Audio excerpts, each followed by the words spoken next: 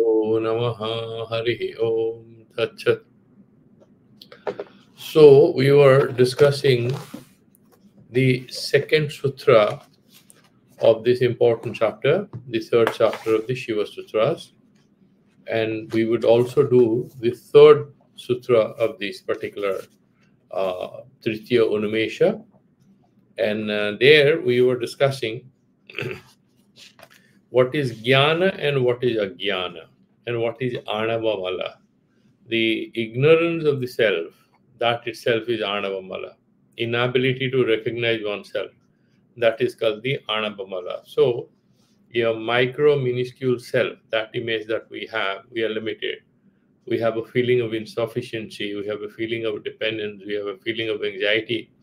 All these are essentially emerging out of our inability to grasp our real nature, inability to grasp our pure conscious Swarupa, our Chaitanya Swarupa. Now, it'll be interesting to quickly look at what are the views, different views or different schools of thought who distinguish what is the distinction between jnana and ajnana, knowledge, self-awareness, and ignorance. What is that distinction? How do they make sense of it? So there is a beautiful thing. If we first start with the yogic sciences, different schools of thought, how do they look at this yogic view that we are talking about? They have a feeling that you have to work on both the mind as well as you have to work on your, the pranayama, the prana sakti. You have to pay attention to both, not just one of them. Therefore, there's a beautiful verse which is here: Jnanam kuto manasi sambhavati yavat pranopi jivati mano mriyate na yavat prano mano dvayamidam vilayam nayajyo moksham sagachati naraha na kathanchid anyaha. So only that particular person who is able to master his breathing, his prana sakti, and also control his mind. If he's able to do both, then he'll get moksha. He'll be able to get liberation. So far, we are breathing. So far, we have normal breathing exercises. We are not entering into that samadhi thing. Our mind will keep jumping around. And then so far, our mind keeps jumping around. There is no liberation. It's a bit of a chicken and egg problem.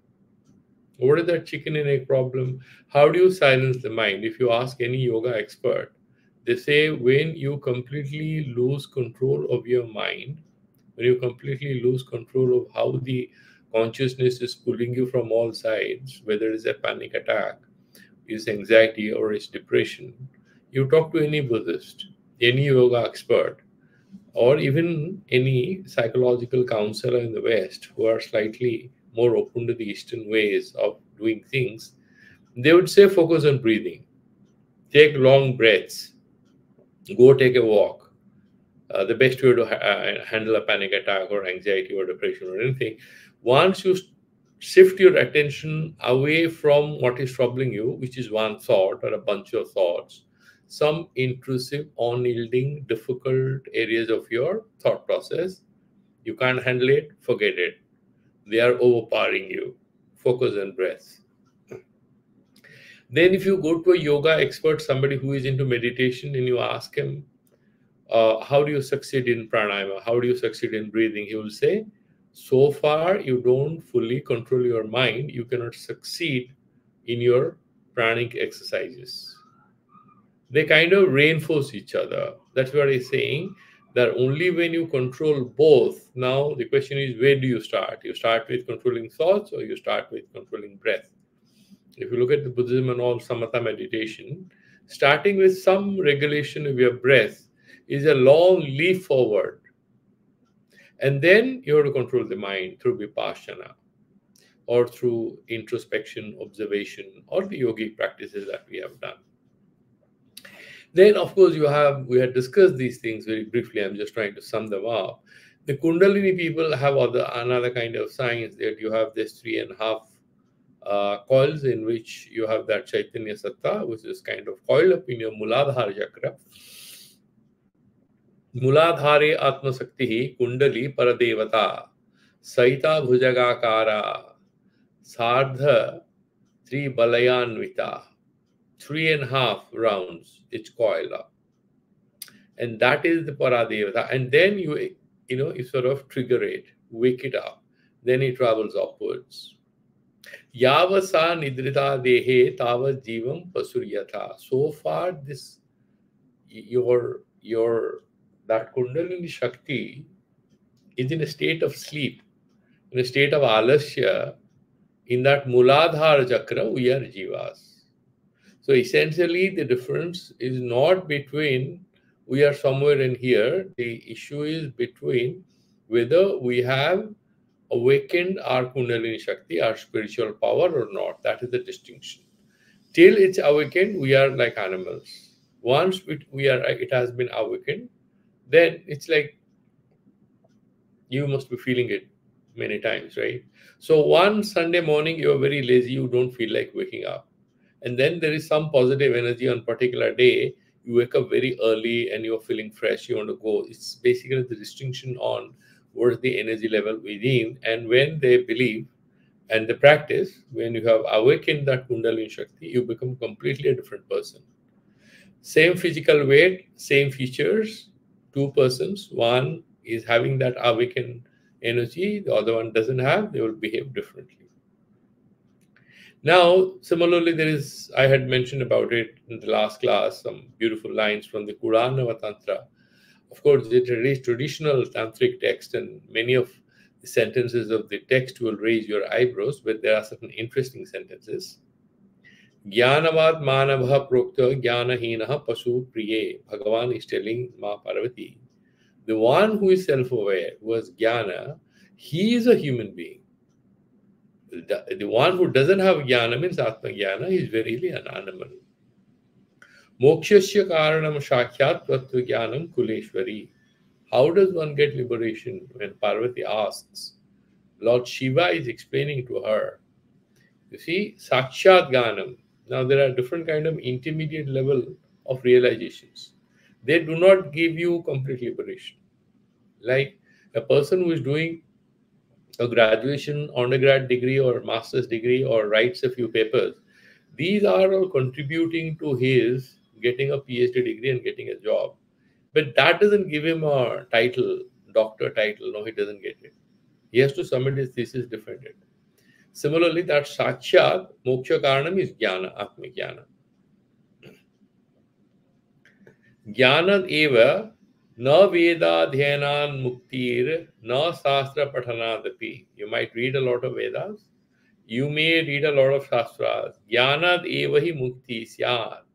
Only liberation happens when you have Atma Jnana. Reading books is not Jnana. You have Vishya Jnana, Savda Jnana, Vasa Jnana. Atma Jnana is not there. Atma Jnana, these are intermediate steps.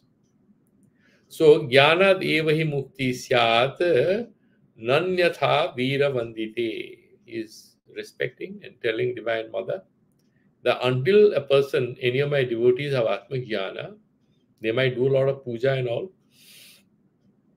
Real liberation remains a dream. That is what he's clarifying, and there is no escape from it. That is what he's saying here. Na vedaha karanam muktir darsanani na karanam. You have these 4 Vedas. They cannot be the cause of liberation. And you have different schools of thought. Somebody is an expert in Nyaya Sastra, Vyakarana Sastra, or Sankhya Sastra, or he reads all kinds of books, Western philosophy, but that will not liberate him. That can't be a cause of liberation.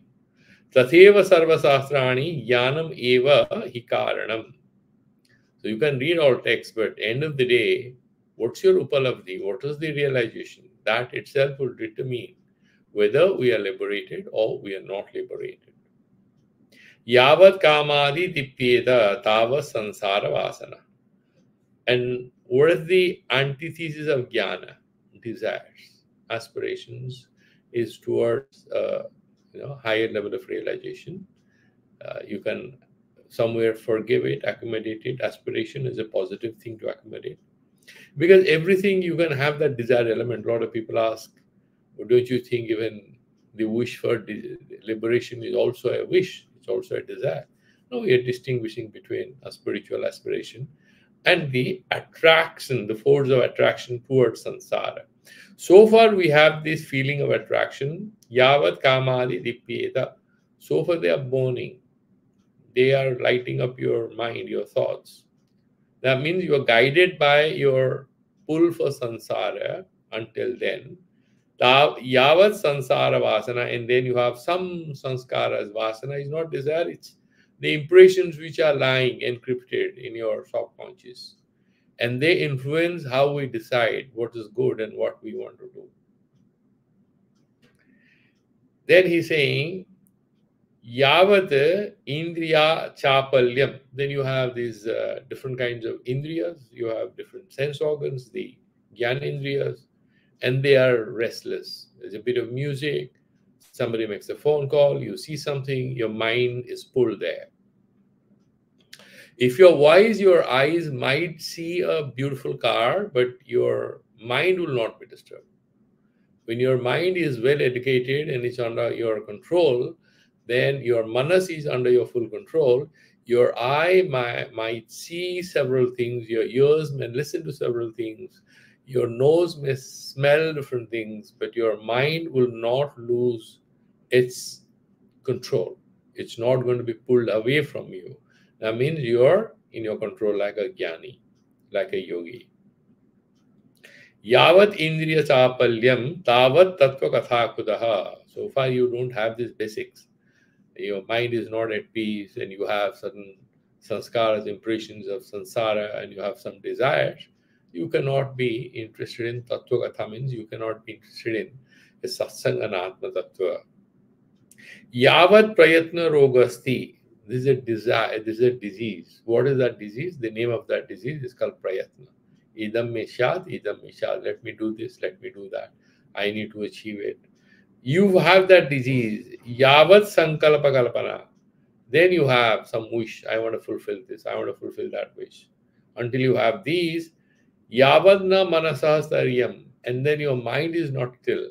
Until your mind is still, tavat tattva katha kutaha. And then where is the scope for any meditation on the tattva, that atma tattva?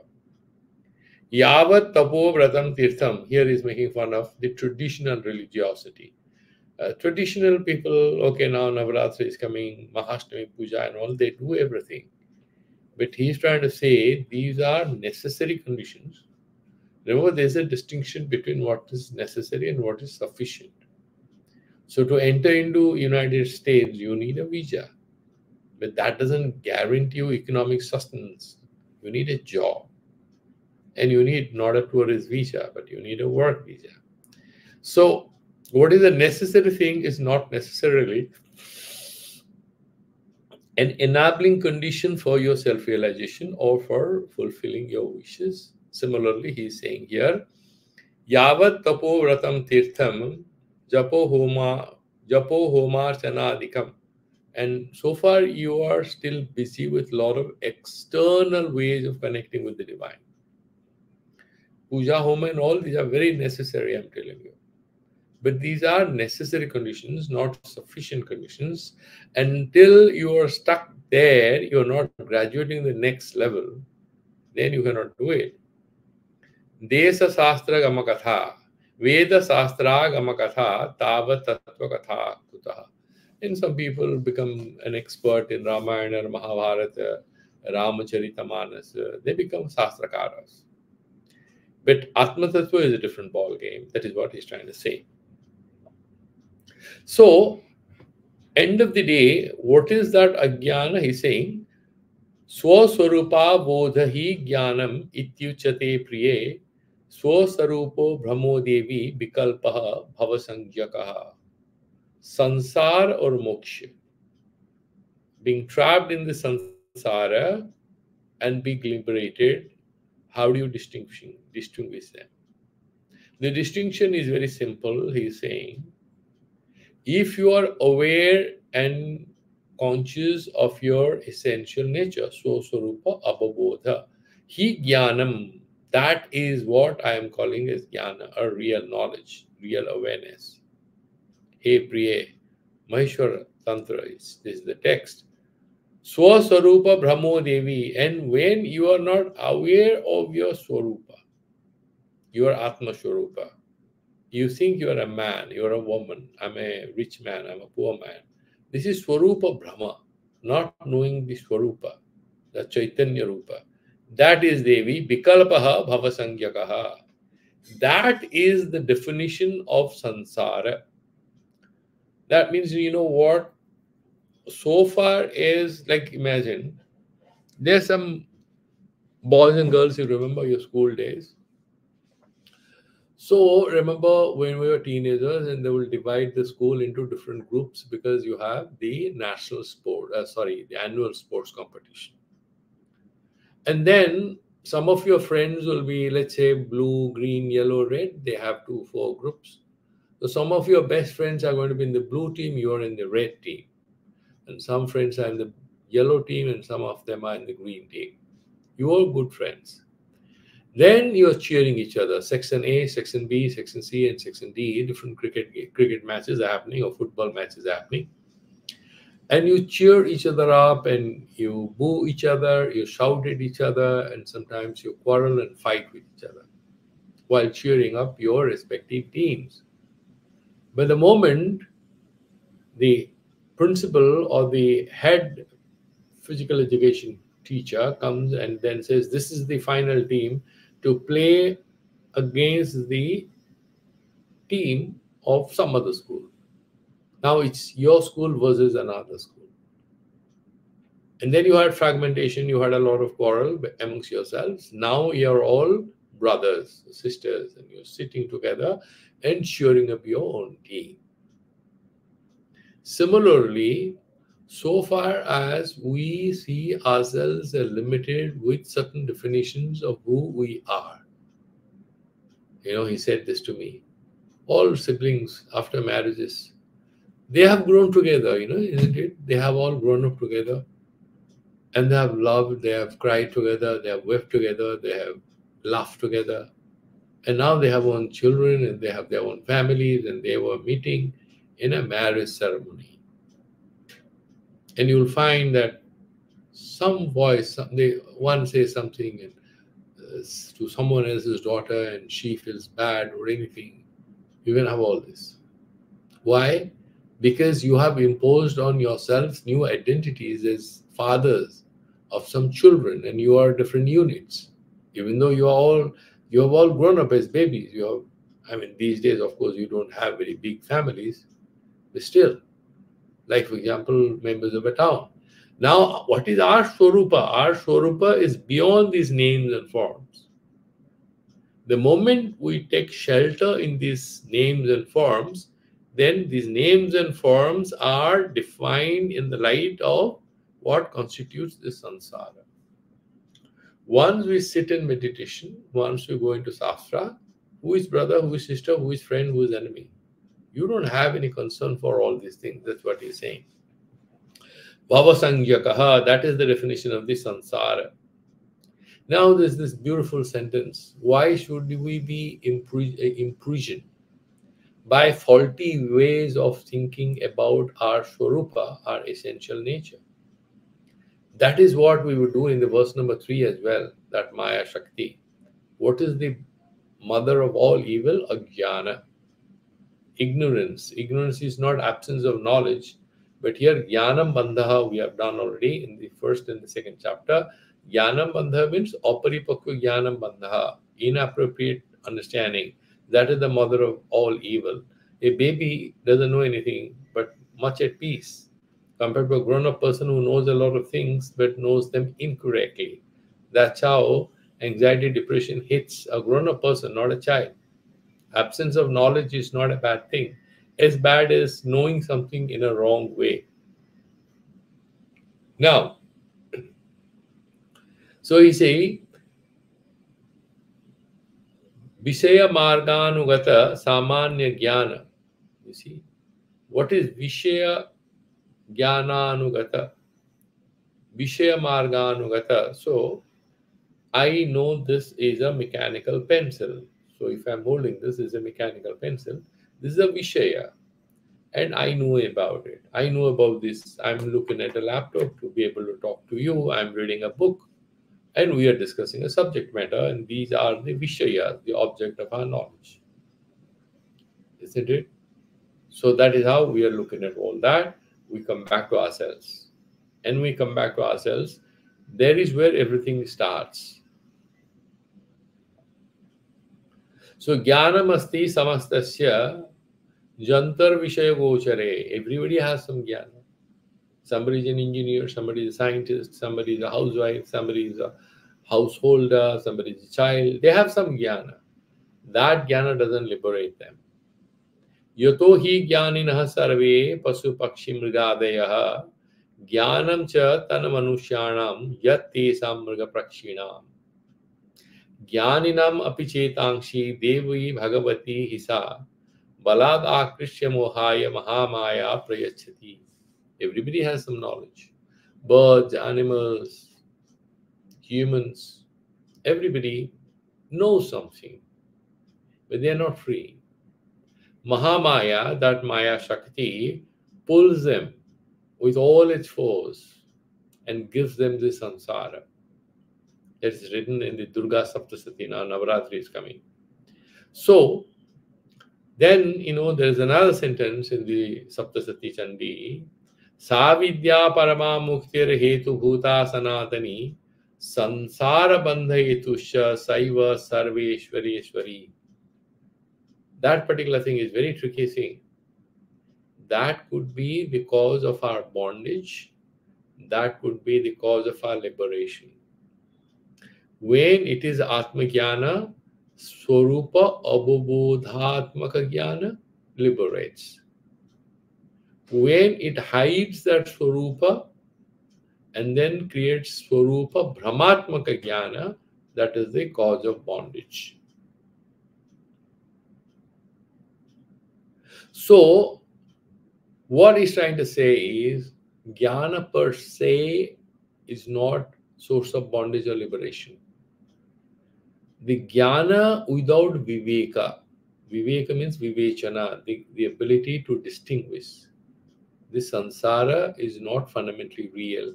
This is not what it is. The essential nature of this whole samsara is all pure consciousness. We are seeing ourselves as different from each other, at conflict, at competition with each other.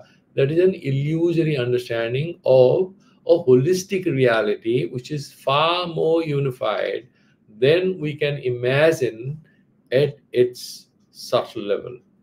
It's unified, all of us are one. At that subtle level.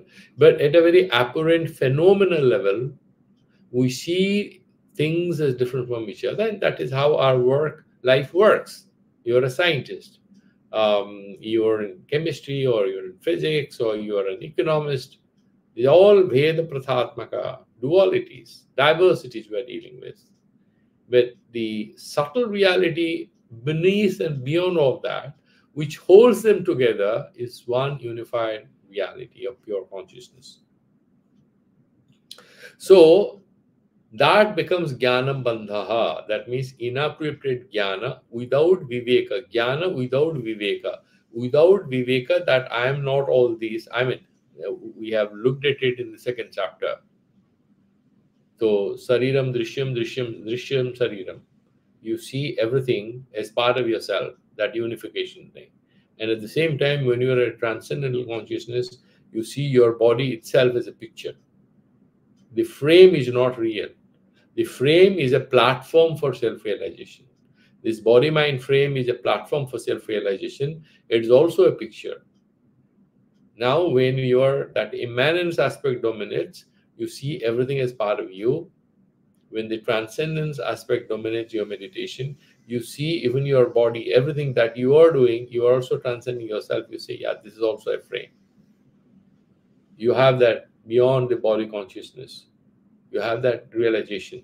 We have discussed all that in the second chapter.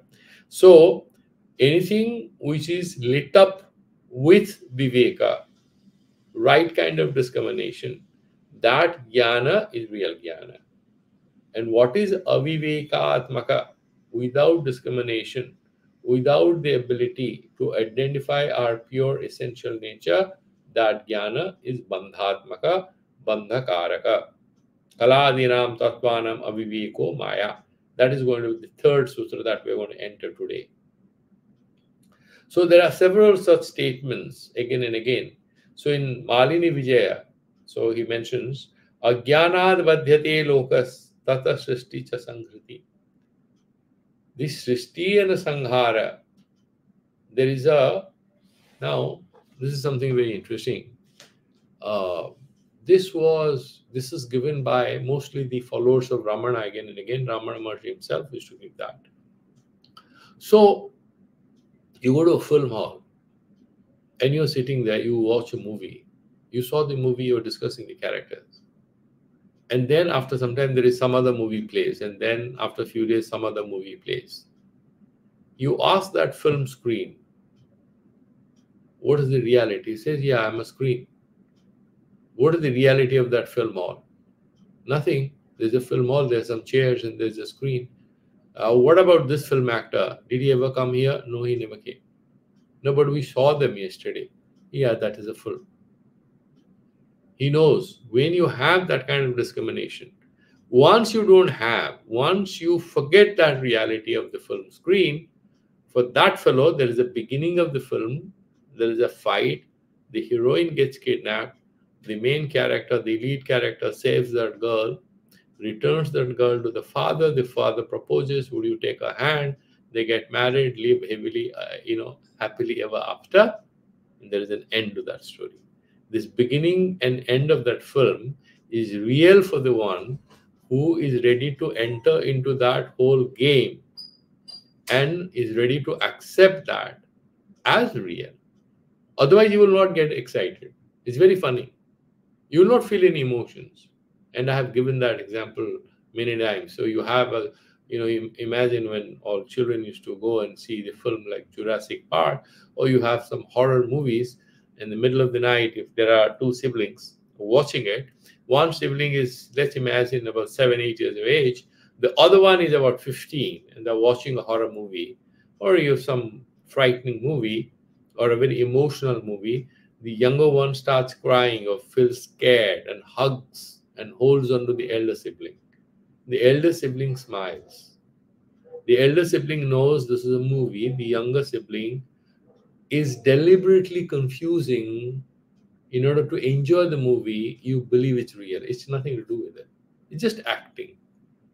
You know it's acting, and yet a lot of people, all of us sometimes, you have tears coming to your eyes because you're watching a very movie full of pathos. But then she's just acting very well. Nothing is happening to her. She's being paid for acting like that. Once you confuse that for real, then you are trapped. That is what he's saying. There is no sanghara, there is no srishti. Out of ignorance, there is no beginning, there is no end, which is paramarthika. Then you can say, what about the evolution and srishti and pralaya and all? What about the stories? If you ask any strong, serious Vedanta, he will say, yeah, it's all imagination. We don't take too much interest in it. The paramarthika ultimate reality is there's no beginning, there's no end. Whatever has beginning and end is anitya. It's not real. Why? Because it's not permanent. It's anitya. Therefore, what is nitya is Atma. Jadugar, the Thakur Ramakrishna Paramahansa used to say that Thakur, Jadugar hi sach hai. Jadu jhuta hai. Dekhne like hai. That is what he's saying. Now, iti ukta nitya jnanam cha swaswarupa prakasakam. So when you have that self-awareness, then it liberates you. How then it doesn't happen? Why we are not knowing this? This will be discussed again and again. One key element here is grace of God. In Trika Kashmiri Saivism, the Advaita Vedanta also says that Ishwar Prasadad Vedanta Agraha. You have even interest in Vedanta or Satsang because of God's grace, because you have done some punyas, some good karmas, then your mind is kind of oriented towards it, and then you are on the path of self-awareness. So these bhakti and upasana are given importance. Now, but if you go to any bhakti schools, Vaishnava friends, they would say even jnana is actually sadhana of bhakti, because real bhakti is what? They are not interested in liberation. They want to be constantly in company of the Supreme Divine Self. That they want to be in Golaka Dhama. They want to be in law in the sight and company of Lord Krishna and experience his blissful love. They don't even bother about liberation. The real bhakta refuses to be liberated. Like you have some children who are very obsessed with their mother, and therefore you send that children, he has got a seat in a college, distant college. The daughter or the son, they refuse to go because they don't want to go away from their mother. Similarly, the Jnanis, the Vedantis would say that when you do all that, ultimately, the Kashmiri Saivism says that prativijna, or remembrance of your real nature, takes place with God's grace or Guru's grace. So that is given a lot of importance, because that sort of triggers it, that ignites this whole process. And the Sankaracharya now say, okay, you have to go to the Guru, listen to it, but you have to do a lot of Shravana Manana and Nididhyasana, and that Nididhyasana alone will lift you out of it. So, Jnanam cha Swaswarupa Prakashakam Atmavattat Katham Tasya Bandhakatva Prasanjita. This is the question. Oh, really? So, if the Jnani and Jnana are actually one thing, that's what I'm going to discuss after a few seconds, then why he gets blinded by this samsara? Why we get trapped once we know a person has been taunting us, this fellow is fraudulent. Why do we again get trapped into believing that that fellow is going to help us? Why does that happen? That is what is the game of Maya. And therefore, the beauty of Kashmiri Saivism is they are recognizing both the negative possibilities, and they are also recognizing the possibility of our returning to our Swarupa. They are alerting that even if you have Sastra Jnana, you have some Atma Bodha, if you do not know how to retain it, the old game of Maya will start attacking you again. So you had corona, you had a certain disease, and you took a lot of antibiotics. But then you have to protect your system. If you don't protect your system, you will get reinfected. It will return to you. It happens. The disease will happen to you. So you have to be in control of it. And then you go to the next level. That's what they say. And they also keep telling you that whenever you lose control, don't you worry, come back. Very positive.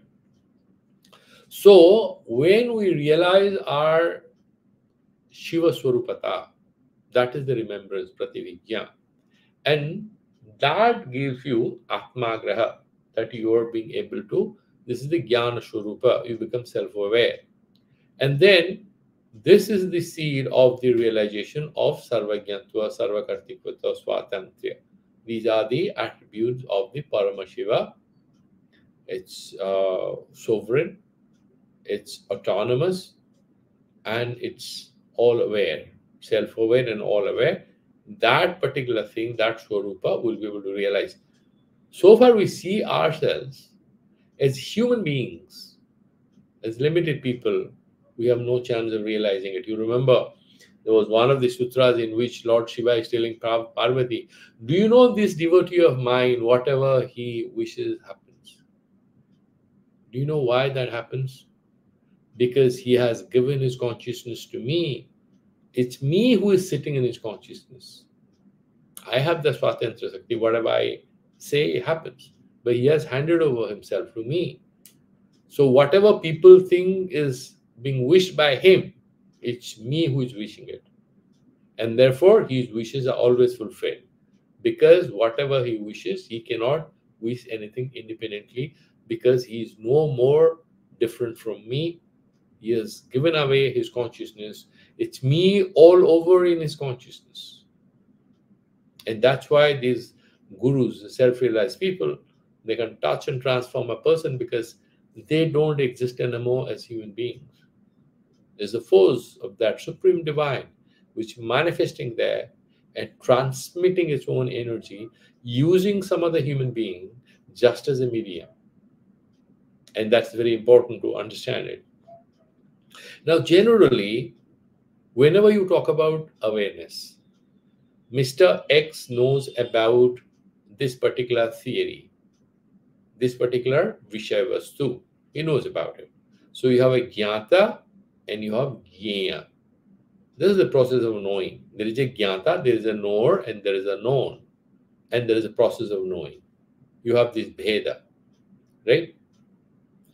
Now, whenever this particular process of knowing is tempered with ignorance, abhiveka, then the Sarvagya Shiva Swarupa sees itself as limited, as Alpagya, as Alpakartutvavan, right? Then he is dabbling at a lower level, micro level of life.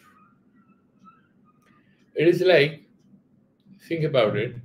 You must have heard about the story that how there are so many stories where Lord Vishnu himself, when he had taken Varaha Avatara, he continued in that Avatara. Somebody had to pull him out of that state because he was trapped there. Is it real that Lord Vishnu became a pig or something, or boar, and he was stuck in that image? So somebody had to, have a Vajraghata, bomb him back into his Swarupa. No, these are stories. Sometimes we are unaware of our spiritual essential nature, and Prakriti gives shocks. Sometimes God gives some shocks, certain events. And then there is a trigger of return to our original self. So these are mythical stories which are about laws of self-awareness and recovery of the self-awareness. That is what is mentioning, that this is the Swarupa of the Jnana. Now, this Maya has Pancha Kanchuka, 5 veils, and Lord Shiva has Pancha Sakti. We have discussed that already. So you have Chit, Ananda, Niyati, Chit, Ananda, Niyati, and then Vidya, and finally that becomes Kala. You have these Pancha Saktis, and then each of them gets circumscribed, gets limited, gets restricted. Each of these. Then a person, these are the kalas, and then we become trapped in an inferior level of movement. Movement itself is an illusory thing. And the moment you see yourself as this, it's like a student who is participating in a fancy dress. He's supposed to behave like a clown, or a millionaire's daughter. This story is also given. This millionaire's daughter is working as a maidservant in a play. And then there is somebody who shouts at her and she feels bad. The one who is given that role of being a very bossy, landlord or landlady is some middle class student. And this millionaire's daughter is given the role of a maidservant. And then the play is being enacted and she's being misbehaved as per the script by this middle class girl. And this millionaire's daughter, because she knows it's her role, she does it wonderful and people are clapping. But sometimes she might get trapped in it. And she might say, oh, you're not doing a good job. What the hell are you? Think about it. Do you know who you are and who am I? She gets that emotion. Then she fills in her role because she's doing a role play. So Ishvara is doing this role play. All of us are his instruments. So we can participate in this role play with the awareness that our Swarupa is different. We are Shiva Swarupa. Or we can confuse ourselves with the role play and get trapped there and getting angry or sad or excited, having desire or lack of it. We can pass through all these modifications of the mind. But once we can get out of it, so you have different levels and different kinds of so-called happiness in a very limited micro sense that we look for. So one is, for example, at a physical thing, you have Bishaya Sukha, you're having an ice cream, you're watching a film. That's Bishaya Sukha. And then you are sometimes meditating, you're fantasizing that you are on top of the heaven, or you watched a film and then you transpose yourself as the lead character in that. Children do it, teenagers do it. That is Manorajya. You're creating that imaginary world. That is Vaikalpika Sukha. You are just imagining, daydreaming. That also gives you some pleasure. And then you have some kind of sanskara, some moha, some delusional force working on you.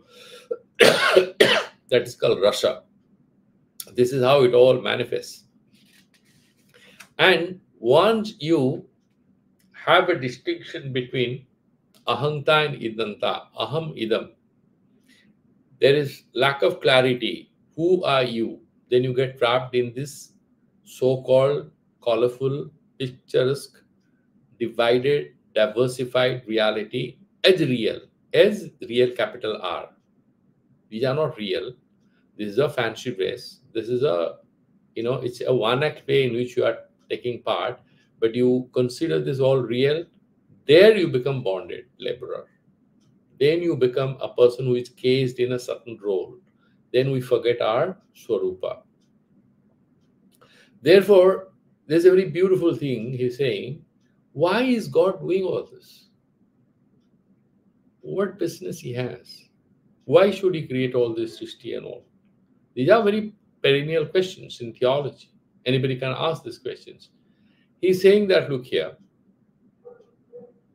Vishwadhyana virudhani gandha pramukhani sugandhini puspani panchapya jigran kidati Trailokya dhurtosh devaha sa esa vishwanataka shailusaha suddha sambit sambhuhu is pure consciousness sambhu.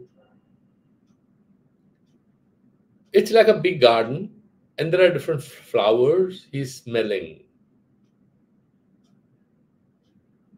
He's playing. Who? Lord Shiva is the smart guy. That means that supreme consciousness itself is creating a Lila Sarira, which we are. We are not different from Shiva. That is the whole story of Siva Sutra. Our essential nature is divine. We are thinking as damn fools of ourselves because we have denigrated our consciousness to that lower level of interplay of forces of the three gunas. And then we are trapped there and we have no escape. And he's saying there is no bondage which is real. If bondage is real, you cannot escape through jnana. Vedanta also says the same thing. If a person is tied up with iron chains, if he reads Vedanta, can he get liberated? Rite jnanam na kaivalyam. So you get liberation only through jnana. If the bondage is real, can you get liberation? If a person, just imagine, there's a person, this can happen to any of you, but you must remember some of your incidents. During Holi, for example, they give you these cannabis in Sarvat, right? They have this green Fanta, whatever. Somebody is a little intoxicated. He had a drink. They're celebrating. And then people frighten one guy, some vulnerable, nice guy, saying, police has come to arrest you. Did you say something to someone? No, I haven't. No, but actually you are not in your sense. You said something and those girls have complained. So police has come to arrest you. In JNU, they made one guy who is a professor now. He went and hid below a cot for almost 2.5 hours because he genuinely believed that police officers are just outside of his room. It was a prank. But he's an innocent guy. He's a very well-established professor now. But he was, he was trapped in that illusion. So many of the things, he genuinely felt anxiety and fear and guilt that he had done something wrong. None of these things ever happened. What happened? he had lost some bit of his self-awareness because of some bit of a drink. It lasted for maybe a couple of hours. This samsara thing is like because of a drink, and that is called avidya. That drink of avidya, once we take, and Lord is playing this whole game, he's saying, Sailushaha, he's like the ringmaster. This whole circus is the ringmaster. And what he's saying, Saiva Vishwanataka Sailusaha, Suddha Sambit Sambhu. He's pure consciousness, untouched by all this, and he's creating all this as if he is taking avatar, as if he's coming down to take part in all this. That the whole thing is illusory. The whole thing is just an appearance. Barnaga parigrahamayi tasya dasakapi purusho bhavati. Once you are trapped in it and then he becomes one person, this, that, all this is all dream. Advaita Vedanta says this is just like a dream. It has no reality. So, Maya Nama Sakti Shivasya Sakti Mataha Avyatirikini. Remember one thing. In Advaita Vedanta, Maya Sakti has no independent existence. And according to some of the Advaita Vedanta thinkers, the Ashraya is Brahman. It has no independent existence. This is an invention. This is a theoretical invention in order to explain samsara. And there is a vivarta, there is a projection. That is in our consciousness, in our ignorance, we consider to be real. And there is a lot of details, very difficult to crack it in 2 minutes, but we will go there. But what they are trying to say is that this Maya Sakti or whatever has no independent existence. Plus it is Jadatmika. It's not Chaitanya Rupa. But in Trika Saivism, in Kashmir Saivism, there is a remarkable distinction between, because they are saying Maya Sakti in Advaita Vedanta per se is not real. Is neither real nor unreal. Na sat, na asat. We'll go there. But here they are saying, look here, this Maya Sakti is not different from Shiva. Shiva can ever exist even for 1 second without Shakti. He is Shiva because he has that Shakti. So it's Shiva Rupa only, Chinmay Rupa. And that is why you see the Shaktas, whether it is Bengal or Assam or in South India, the Sri Vidya Upasakas, they consider the Divine Mother is to be the creator of the whole universe. And she is not different from Shiva. The same one thing. They are completely indistinguishable one from the other. The one reality, we see them as different. The Advaita Vedanti sees only that Brahman is real, Maya is illusory. But here, Maya is not illusory. Maya creates illusions. It's only Chaitanya Rupa. It's his own Swatantra Shakti. That is his sovereign power. Therefore, he's saying, so this whole Srishti or whatever is just a projection or an appearance with the help of that magical power of Paramashiva. And therefore, he's saying, Kevalam etaha bandha mukhyadi kalpana maya sakti vasad. That you are in bondage. Now you have become a servant because you are doing a role play. Because of a certain play, right? That's the one-act play in which you are taking part. You are neither master nor slave, but there's a play going on, you have been assigned some roles. So it's because of ajnana, because of inappropriate understanding of ourselves that we consider the play to be real. Then he's saying, Maya Sakti Vasad, Aparamrushta Swarupasya Eva Natu Chid Dveta Paramarsha Shilasya. So that Paramashiva Tattva, which is actually not touched by anything, is doing all this one-act play in which we get trapped. Okay? Once you realize it, then this doesn't affect you. But so far you think that this Paramashiva Tattva, which is in you, which is in me, in everywhere, which manifests as all of us, is touched by this game, then there is bondage. Then there is Srishti, there is Pralaya, all this will become real. So only the one who knows it can't be touched by the details, for him, Bandha and Mukhya are basically imaginations. The one who believes that yes, X has become Y, Bhagavan has become the samsara, there are certain theories also. For him, I mean, also these Shivas, these Kashmiri Saivism also believes this material reality is created by God. But they're saying that this is a game of Bhagavan, Swarupa Gopanatmika Krida. It's a game of hiding. It's a hide and seek God is playing with all of us. Now, in other schools of thought, this bandhana or this imprisonment of our consciousness is not a game. For them, it's real. You want to get out of it in some sense, in Nyaya Mata and other schools of thought. But here, it's just a product of a game. Kevalam parichinna swasakti vikasasya aprathanam eva bandhakatva paryayam jivatvam. What is that jivatva? How come you are a human being? He's saying, look here. When you see that supreme consciousness, like space, now you look at this pen and this becomes pen space. Similarly, we can distinguish, and all of us, human beings, are kind of consciousness with a few imaginary contours with reference to our body and mind. If you accept that it cannot expand, it cannot retain, it cannot recover its swarupa, you are a jiva. Once you realize that you can discard, the pen space can discard its penness, and then it is pure space. Then there is no problem. Okay?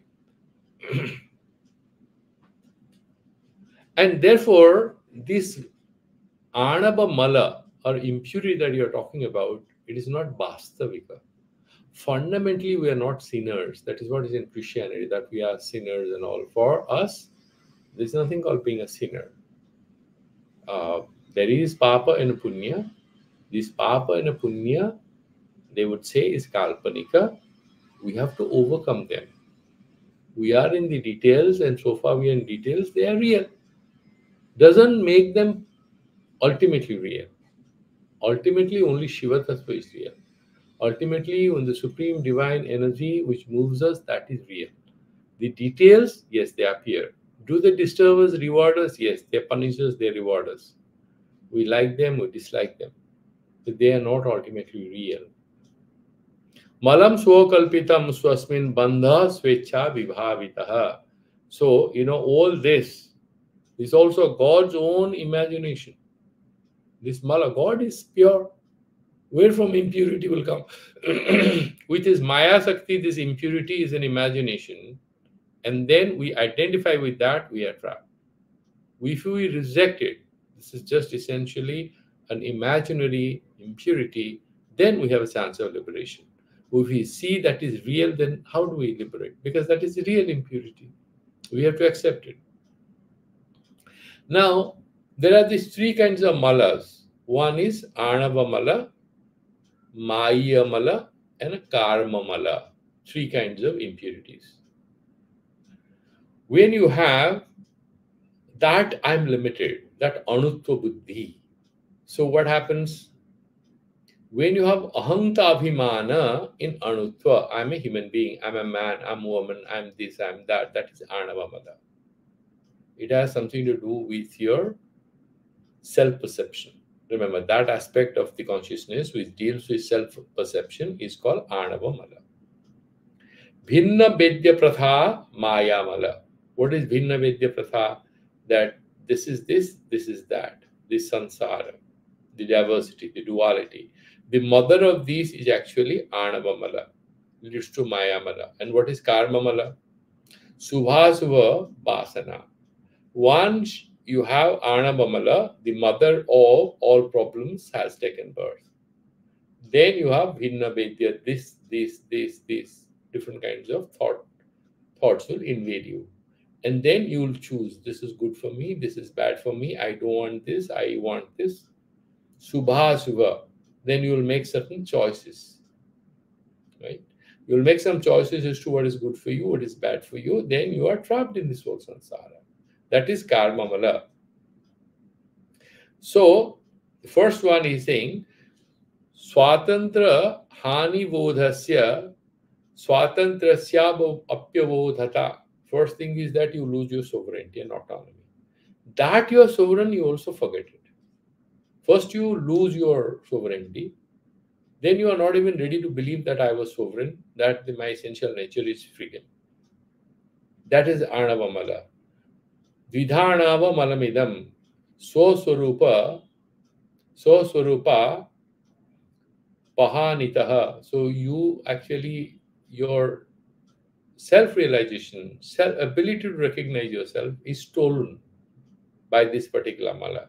First one, two aspects of it: loss of sovereignty and your inability to remember your sovereignty. Second one, bhinna vedya pratha. The second one is bhinna vedya pratha triva mayakyam janma bhogadam. That you want to have a car and a house and this happiness, this sadness, this, that. These dualities invade you. That is maya mala. Third one is Kartabhya bodhe karmatu maya saktiva tatrayam. And then with this maya sakti, you have karma mala also. Subha subha vasanatmaka. I want to do this, I don't want to do this. This is how we all, remember, the Pasupati is becoming Pashu. Pasupati is Paramashiva. He becomes Pasu. How? Swanga rupeshu bhaveshu pramada kathyate patihi mayata vedishu klesha karmadi kalusha pasu. Because of Maya, the impurities you entertain, your consciousness, then you become a Pashu. You, like for example, it's easy to understand it when we look at our everyday lives.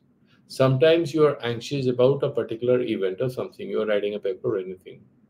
So there are certain negative thoughts and you allow them to creep in and then you focus on them and then you feel terribly in a bad situation.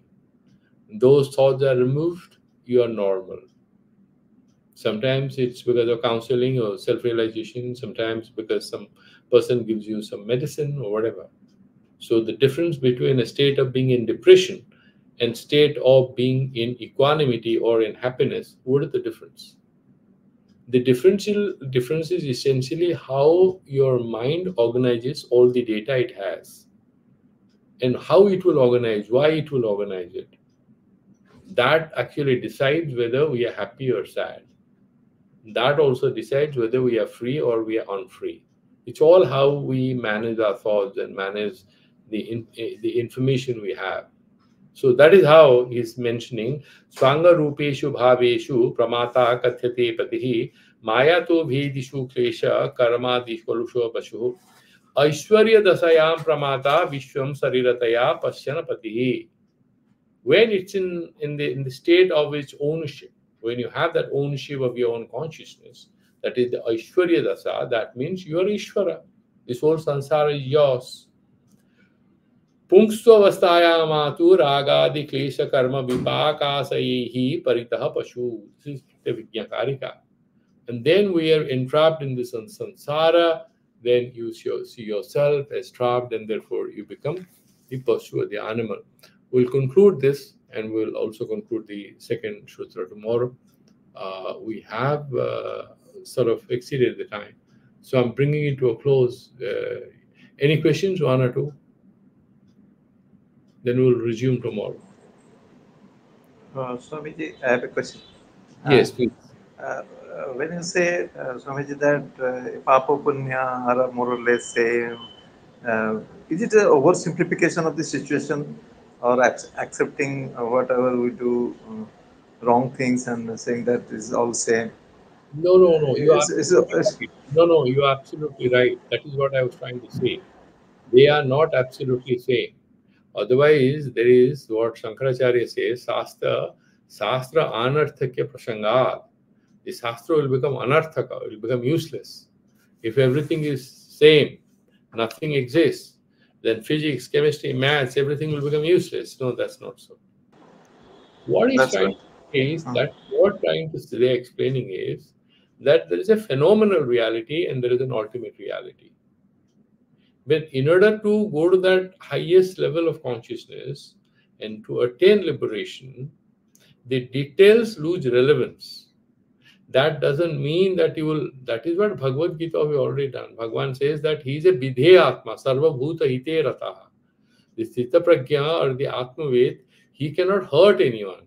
He will only help others. Even if he wants, he says at one point, even if he kills any Brahmins or anything, he will not have any papa. Nothing will touch him. That is Stuti Paraga. This is just to excite the student. What he's trying to say, he's a Vidheya Atma, means his mind will only move where it is morally correct. He doesn't have to decide.